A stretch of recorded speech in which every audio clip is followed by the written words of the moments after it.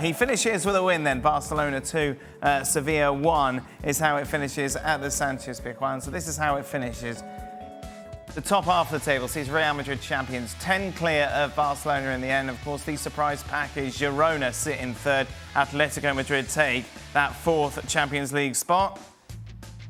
And of course, we learned going into this weekend who would be playing in the Segunda next season. Granada, Almeria and Cadiz. Sevilla finished the season in a disappointing 14th. Luis Garcia joins us. Luis, what do we have to say about today? Much? We'll have to say goodbye to Xavi. Thank you very much. We enjoy some part of your work. We love you very much. I think it's a fantastic guy and he'll have a lot more opportunities to coach somewhere else. But it's been one of the performances of Barcelona that we've seen so far this season. Dominant at some point, creating a lot of chances, scoring a couple of goals, but in the end, looking very vulnerable during the whole game. Even though in the second half, I think they control a lot more.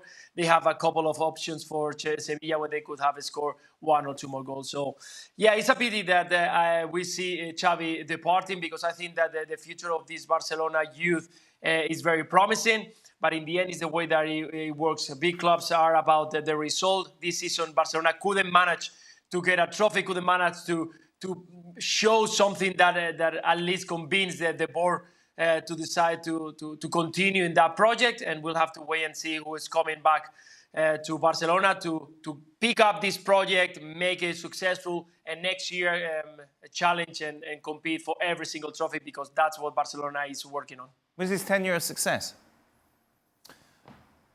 I'm going to say yes for Xavi. And I actually, in order to provide that answer, we have to go back and understand where Barcelona were when Xavi took over. Mm-hmm. 9th. They were 9th in the league and struggling and scrambling and spiraling out of control.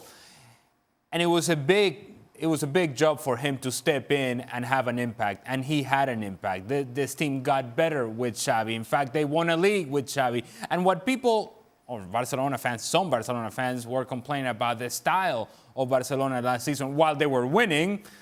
I tell you what, I'd take winning in whatever manner it was, even if it was 1-0 games. I'll take winning the league instead of going through a season like this past one in which Barcelona just couldn't figure out who they were.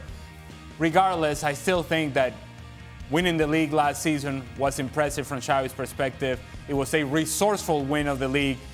I also think that, and it's something we talked about in the pregame, that his legacy beyond winning La Liga is the fact that maybe because he had no other choice, but he gave an opportunity to the young players and trusted the young players and the young talent to the point to where the young talent became his best players and his most consistent players. We're talking about Lamine Yamal. We're talking about when Gavi is obviously healthy, when Pedri is healthy, Pau Cubarsí, Fermín López, and I think the list goes on.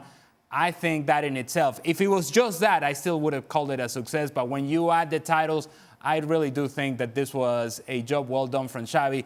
This season has been a disappointment for everybody, including Xavi. How difficult now, Stevie, is it for Hansi Flick to come in, who doesn't have any connection with the club or Spanish football, to take over and try and lead this club forward?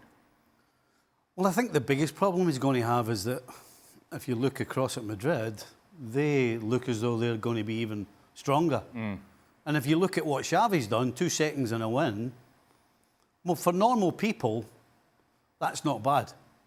But the guy in charge isn't normal. So Hansi Flick is going to have to be watching his back. And I'm with Ali. If nothing else, the fact that all of these young players that he has brought through, he's brought them through. Yes, the way they clearly trained and the way they played when they got an opportunity has meant that he had to play them. But at the same time, he's obviously been guiding them. So no question, as far as the young players, huge success. He won the league last year. Yeah. That is a success. So I think he can leave with his head held high. Where does he go next, Luis? Where can you see Xavi in charge? But actually, I was thinking about now that Steve is mentioning about the Real Madrid is going to get stronger. I want to see Real Madrid next year without Kroos and maybe without Modric. The midfield is going to be interesting to see because we've seen what happened with Barcelona without Sergi Busquets. So it will be very interesting to see what is going to happen when a major player in the middle of the pitch is not there. But talking about Xavi going in the future, I could see him managing one team in the Premier League. Why not? Maybe not Liverpool, maybe not Man United, maybe not one of the top, maybe one of those teams that they are in the middle of the table with the intention of trying to get closer to the European competition. So I think it could be a fantastic moment for him to get involved in that. Premier League is a different competition, so it could be something, a good challenge for him to try to continue getting experience on the field. Good stuff, Luis. That's, of course, the end of our La Liga coverage for the season. Are you going to Wembley for the final at the weekend? I imagine you'll be there supporting Real Madrid and the Spanish side. Uh-huh. I've been in a few finals with Real Madrid in both. They won every single time. I'm gonna be in London next weekend, and I expect very similar situations. So just let me give a shout out, Dan, to the new team of La Liga, Real Valladolid. Is one of my former clubs. I love them because they gave me the opportunity when I was 21. So welcome to La Liga, to Real Valladolid. We'll see them next season in our coverage. Wow, that Atletico Madrid shirt's been tossed, smashed in the bin somewhere. Yep, never mind. Who? Atletico what? What did I ask him? Who do you want to win? You never answered the question. Yeah, who do you want to win at Wembley? You batted that one away. Dan, but you know the answer. Of course, I would like. I mean, it's tricky. It's a Spanish team. Come on. Do I want Real Madrid to win the 15? Not really, to be honest. No, there it is. There it is. It wasn't that hard. You know the German heritage that he has. Well, that he's found, yeah, most definitely. Luis, as always, thanks for everything. Thanks for your help over the season, mate. So, Barcelona, as we return to our top story, won today against Sevilla by 2-1. Xavi, of course, in charge for his final game of his home club. Let's get some reaction, shall we? Sid caught up with Stegen after the match. Mark, what do you make of the departure of Xavi, and how difficult has it been for the players to live through a really quite complicated situation in which Xavi is going, then he's staying, and then he goes again? From a player's point of view, it must be quite difficult to go through that. Well, obviously we have to do our job anyway, but on a personal level, yeah. Obviously, you never like to see somebody leaving the club. He's a legend for the club. He will always be supporting us. He also said this in the other days when he said, like, hey, independent of if I'm leaving or not, but I will be always there, and this is really what he thinks and what he believes in, and the same we also try to give back. This is the decision of the club. We have to respect that. We will work hard to achieve great things, but of course today is really about about him leaving. So I'm very happy for him that we could win the game in order to give him at least the farewell he deserves. I don't know if in a situation like this, do players feel bad for the manager? Do you feel guilty about the way things unravel as players? Yeah, definitely. Obviously, you always have, as a player, you have always something to do with it. If a coach if the club takes a decision to talk about the coach, obviously. In this situation, we are all the ones who fight for our objectives, and we weren't able to do that in the way the club wanted to, and so it's a decision that the club took, and as I said before, we have to respect it, and obviously on a personal level it's difficult to see him leave. You say obviously the club took a decision, the club has to analyse what to do next. Presumably there will be changes over the summer.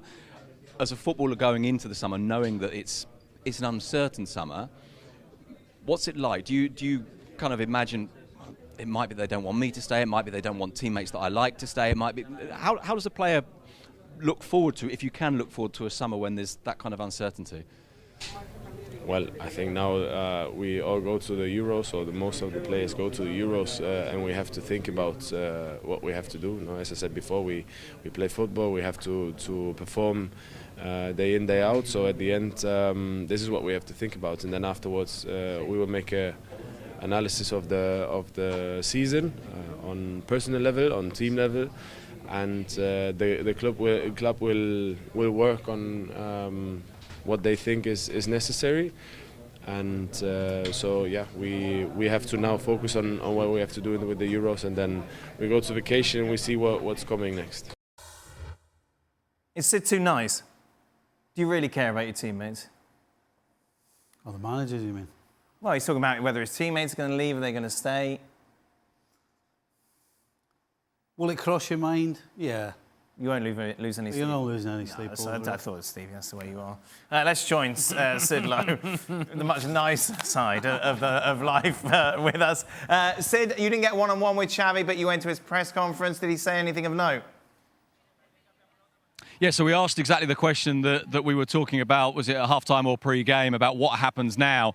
And what Xavi said was, yes, he's open. He wants to work. He wants to get back into football. But he did say, and I think we knew this part of it at least anyway, my doubt is whether or not there's a kind of a second part to it. He did say, right now, what I need is a rest. This is a very, very difficult job. And that's a quite polite way of putting it. Remember when he first resigned, he described being Barcelona manager as cruel and unpleasant. And I imagine over the last week or so, he's probably thought it's even more cruel and even more unpleasant than he felt back then in January. What's the general feeling amongst the squad today? Well, I mean, I think there's a handful of players who I think very clearly feel, I mean, reading between the lines, obviously, no one's going to actually come out and really go for it. But I think reading between the lines, there's a handful of players who feel uneasy. And actually, I think the same way the fans do, and the same that we were talking about pre-game, uneasy about the way it was done, rather than necessarily opposed to the fact that it was done. Now, obviously, there will be some players, and I have no doubt that Robert Lewandowski will be one of them, for example, that will be looking forward to Flick turning up and thinking this is really, really good for us. But there are a handful of players, and in particularly the younger ones, who may be a little bit concerned about this. The ones that see themselves more in a Barcelona mode and might think, well, Flick's going to come in and want a more dynamic, a more aggressive, a more physical team. And maybe that idea of supporting what we were talking about before as this kind of this Barcelona identity, even if it's not that well defined anymore, that maybe counts against players like Fermin, like Pedri, who knows, maybe Gavi, maybe Lamine Yamal. And I think those players will be a little bit more concerned about it. I think we saw that in part tonight, when we saw Fermin go to Xavi and embrace him after scoring that goal. And meanwhile, Sid, that's it for Sergio Ramos and La Liga now? Well, we don't know that for sure. I must admit, I thought today that we might see a moment in which he was taken off as a sub towards the end of the game to give him the standing ovation that I suppose he would like to have if he was going. But of course, nothing's actually been confirmed, so doing that would have basically confirmed it to us. And the president of the club, José Manuel del Nido, the son, not the father, the son, has said that he would like Sergio Ramos to continue. In fact, he would like to offer Sergio Ramos a lifetime contract. Now, that's the kind of thing you say when you're a president under pressure and you're looking for a populist thing to say. It doesn't necessarily mean it will happen. And to be honest with you, I suspect it won't, but it's not been confirmed. But I think what will happen is at the start of next season, Sergio Ramos will be playing in the US. Lovely, Sid. Thank you very much. That's it. End of La Liga. We've got 2 months holiday now. I got European Championships to worry about, Dan, and then there's a certain French guy who might be just about to turn up at Real Madrid as well. So I suspect we'll still be quite busy. Oh, you love a big story at Real Madrid. Thank you very much. Thank you very much, Sid. Much appreciated. Thanks for all your work this season.